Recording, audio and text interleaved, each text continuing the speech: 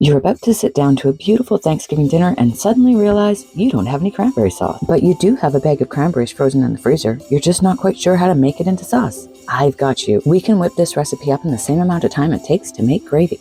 As always, the recipe is in the description, and I am heating my cranberries with some water on medium heat. I'm making a small batch here, so feel free to double this if you want. Now, this is optional, but I love to add some orange and cinnamon into this. I just take some orange slices and squish them up and boil them in there with my cranberries.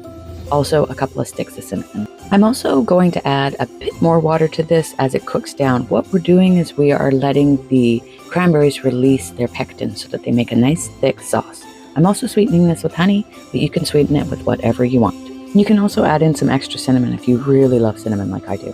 Now we just let this reduce down, cooking off all of the water until it's nice and thick. It doesn't take very long, only a couple of minutes. Like I said, you can make this up in about the same amount of time as you're making gravy. I'm actually making gravy in the background of this video. Once it's as thick as you want it to be, you're going to want to let it sit off to the side for a couple of minutes to cool. I remove my oranges and my cinnamon sticks, and well, that's it, you guys. You now have cranberry sauce that you can use with your Thanksgiving dinner, just like that.